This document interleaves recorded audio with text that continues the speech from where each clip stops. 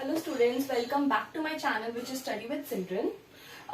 आज हम class 11th introduction to accounting का चैप्टर 1 ऑब्जेक्टिव्स ऑफ अकाउंटिंग से ही पिक करने वाले हैं कि ऑब्जेक्टिव्स ऑफ अकाउंटिंग है क्या। ऑब्जेक्टिव्स ऑफ अकाउंटिंग का मतलब ये है कि हम अकाउंटेंसी करते क्यों है, what is the role of accountancy, accountancy की क्यों जाती है। तो अकाउंटेंसी की क्यों जाती है, इस सवाल का जवाब आपको इन 5 पॉइंट्स में मिलेगा। तो पहला पॉइंट ये है आपका मेंटेनिंग अकाउंटिंग रिकॉर्ड्स। तो अकाउंटेंसी हमारी हेल्प करती है अकाउंटिंग रिकॉर्ड्स को मेंटेन करने में। अकाउंटिंग रिकॉर्ड्स को मेंटेन करने में ऐसा कि डिफरेंट बुक्स को मेंटेन करने में कि हम हर बुक में मेंटेन कर सके कि हमने कब सेल्स करी थी, कब परचेज करी थी, कौन सी चीज हमने क्रेडिट पे बेची थी, कौन सी चीज हमने कैश पे बेची थी, किस चीज से हमारे बैंक में पैसे आए थे। तो अकाउंटिंग रिकॉर्ड्स मेंटेन करने में अकाउंटेंसी हमारी हेल्प करती है।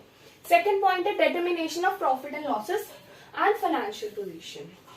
अब अकाउंटेंसी और यहाँ अकाउंटिंग बुक्स मेंटेन करने से हमें बहुत ज्यादा हेल्प मिलती है ये डिसाइड करने में कि हमारा प्रॉफिट एंड लॉस क्या है।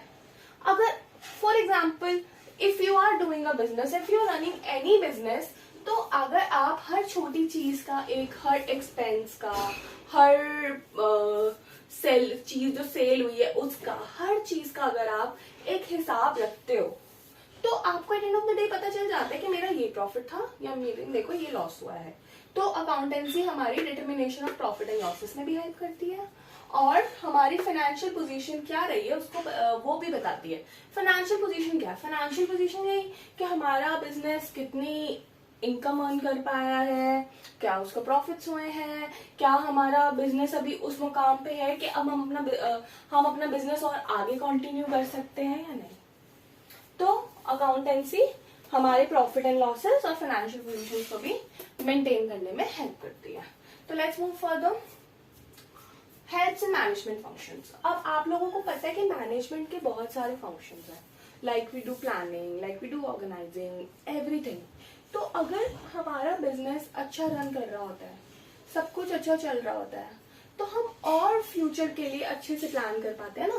कि अगर फॉर एग्जांपल कोई भी बिजनेस मैंने करा, उसमें मैंने पिछले साल जितनी सेल्स करी थी और मुझे उससे उतना प्रॉफिट हुआ था, what ever the figure is, profit हुआ था, तो अब मैं इस फाइनेंशियल ईयर और ट्राई करूंगी कि मैं उससे ज्यादा चीजों को बेचूं, सेल करूं कि मुझे इस साल ज्यादा प्रॉफिट हो, राइट। तो that is the thing we are planning, right. तो हम वहां पे प्लानिंग कर रहे हैं। तो हमारी अकाउंटेंसी हमें मैनेजमेंट फंक्शंस को प्लान करने में भी या मैनेजमेंट फंक्शंस को करने में भी हेल्प करती है। Providing accounting information to users. अब अकाउंटेंसी हमें हेल्प करती है कि हम अकाउंटिंग इन्फॉर्मेशन यूजर्स को दे पाए। यूजर्स हमारे पास दो टाइप के हैं, which is internals and externals. Internals users कौन से internal users which are working within the organisation या विद इन द कंपनी या विद इन द बिजनेस। तो हमें पता होना चाहिए if I am the owner or if I am working as a manager, whatever, I should know कि मेरी company profit में है या लॉस में है। प्रॉफिट में है तो मैं और प्रॉफिट कैसे अर्न करूं, या लॉस में है तो मैं उस लॉस को प्रॉफिट में कैसे लेके जाऊं। I should know that, right? Being a owner, being a manager, being a worker, whatever, I should know the stuff about my financial position. Okay, let's move further. External users. Who are external users? So कभी कभी क्या होता है, company सारा सब कुछ खुद maintain नहीं कर सकती। They require shareholders, they require loan, they require many things to bear their expenses, to purchase new asset, many things, right? तो जो लोग हमारी हेल्प कर रहे हैं, जो एफर्ट्स डाल रहे हैं या जो हमें फाइनेंशियली सपोर्ट कर रहे हैं, लाइक शेयर होल्डर्स या we are taking loan from somewhere, तो उन लोगों को हम एक्सटर्नल्स कहते हैं। तो उनको भी पता होना जरूरी है कि हमारी कंपनी की फाइनेंशियल पोजीशन क्या है। अगर उन लोगों को पता होगा कि हमारी कंपनी की फाइनेंशियल पोजीशन अच्छी है, we are going to pay them good amount, pay them back good amount, तो they would help us move further, right? They will work with us for a long term, right? तो उनको external users को भी information पता होनी जरूरी है। Protecting business assets. सो अब इस पॉइंट से क्या समझ आ रहा है, प्रोटेक्टिंग बिजनेस एसेट से क्या समझ आ रहा है, प्रोटेक्टिंग बिजनेस एसेट से हमें ये समझ आ रहा है कि आपको पता है कि जब आप कोई भी काम शुरू करते हो, चाहे छोटा हो चाहे बड़ा हो, हमें कुछ ना कुछ इन्वेस्टमेंट करनी पड़ती है उस पर।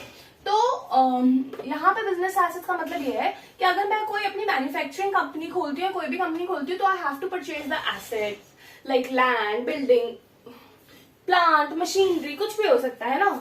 तो अगर मैं उनको मेंटेन करके रखती हूँ कि मैंने ये एसेट इस डेट को खरीदी थी, ये एसेट मैंने इतने की खरीदी थी, ये एसेट पे ये डेप्रिसिएशन लगेगा, तो हमारा जो अकाउंटेंसी है इनका भी रिकॉर्ड रखता है। अगर हमारे पास किसी भी चीज का रिकॉर्ड है तो वो एक तरह से प्रोटेक्ट भी हो रही है, हमें पता है ये चीज हमारी है, हमें हमारे पास ये एसेट भी है, तो दैट्स इट।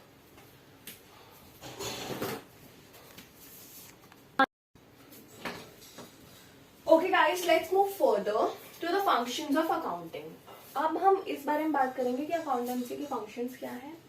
तो पहला फंक्शन जो मैंने यहाँ पे नोट डाउन किया है, इट्स मेंटेनिंग सिस्टमैटिक रिकॉर्ड्स। अभी तक आपको ये तो पता चल गया कि हमें रिकॉर्ड्स मेंटेन करने होते हैं अकाउंटेंसी पे, लेकिन वो प्रॉपर सिस्टमैटिक होने चाहिए। मतलब अकाउंटेंसी के कंसेप्ट, प्रिंसिपल्स को नजर में रख के होने चाहिए। हमें पता होना चाहिए कि अकाउंटेंसी के प्रिंसिपल्स क्या है, कंसेप्ट्स क्या है, और उन्हीं के बेसिस पे हमें ये रिकॉर्ड्स को मेंटेन करना होता है।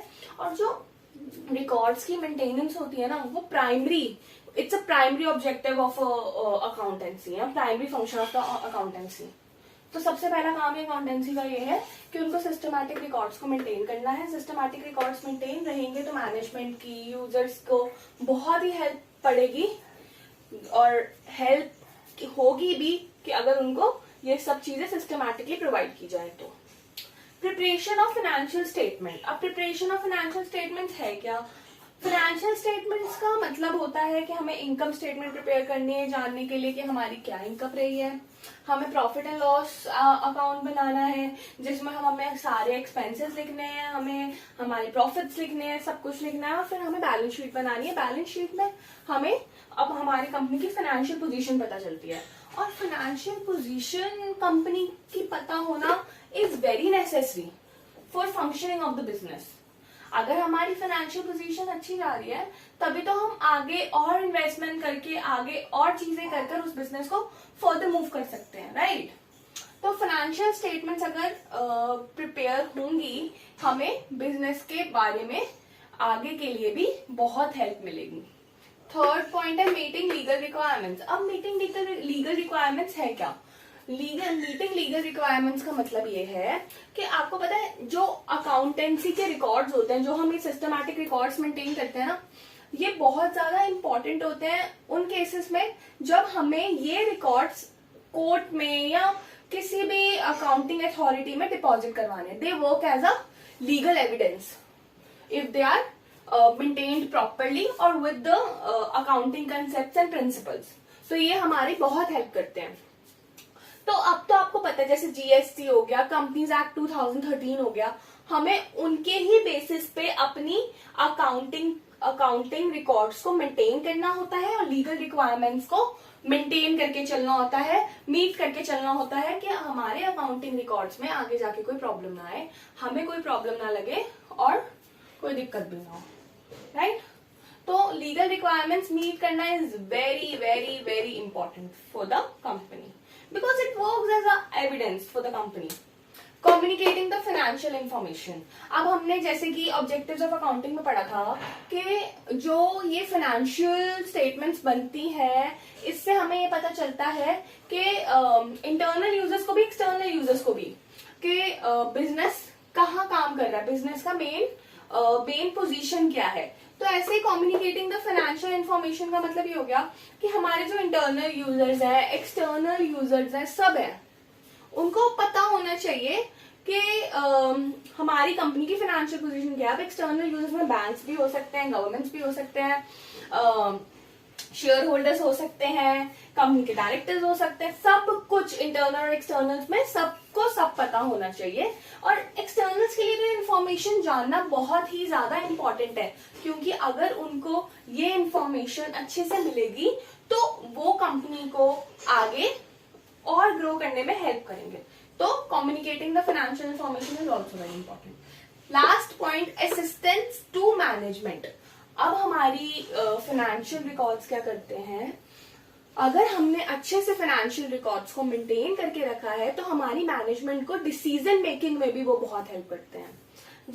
अब वही सब जो हमने ऑब्जेक्टिव ऑफ अकाउंटिंग में पढ़ा था ना, कि डिसीजन मेकिंग में कैसे, अगर मुझे पता है मेरा प्रॉफिट अच्छा है तो मैं और अच्छा डिसीजन मेंटेन करूंगी आगे के लिए और प्रॉफिट्स को मीट करने के लिए। और अगर मुझे पता है कि मेरे पास अगर ये रिकॉर्ड्स अच्छे से मेंटेन होंगे तो मैनेजमेंट को ये भी पता होगा कि कंपनी के पास कौन सी एसेट्स हैं, ऑर्गेनाइजेशन के अंदर कौन कौन सी एसेट्स हैं, ऑर्गेनाइजेशन के ऊपर कौन कौन सी लायबिलिटी है, उनको क्या पे ऑफ करना है, क्या उनकी एसेट्स हैं, कौन से उन पे लोन्स हैं। तो हमारे अकाउंटिंग मैनेजमेंट को भी असिस्ट करने में बहुत ज्यादा हेल्प करती है। तो ये थे हमारे फंक्शंस ऑफ अकाउंटेंसी। हम इस चैप्टर के नेक्स्ट पार्ट में आगे के टॉपिक्स कवर करेंगे। सो तब तक please like this video, subscribe to my channel and comment. Thank you.